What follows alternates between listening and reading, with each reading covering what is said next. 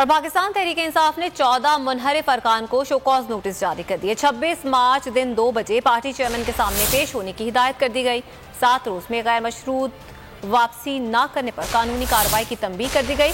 فیصل جاوید کہتے ہیں کہ زبردستی کی کوئی نہیں، اگر پارٹی چھوڑنی ہے تو چھوڑ دیں اور استعفیٰ دے دیں۔ صبح کا بھولا اگر شام کو واپس آ جائے تو اسے بھولا نہیں کہتے۔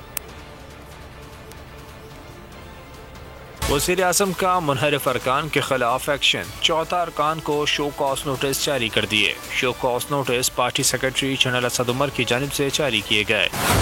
راجہ ریاض، نواب شیر وزیر، نور عالم خان، رمیش کمار، وجیہ اکرم کو نوٹس بھجوا دیا گیا۔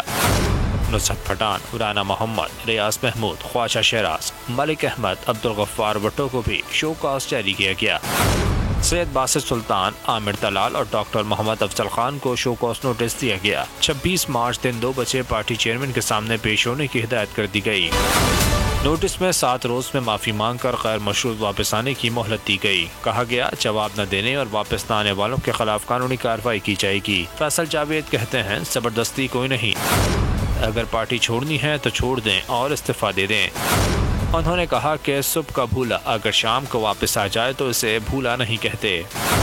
ابھی کافی دن ہیں، عوام میں ذلت سے بہتر ہے آئیں، حق کے راستے پر آئیں، باطل کو رد کر دیں، پیسے لیے ہیں تو اس سے یتیم خانے کھول دیں، سیاسی یتیم ہونے سے بچیں۔ سبسکرائب کریں اور بیل دبائیں تاکہ کوئی خبر رہ نہ جائے۔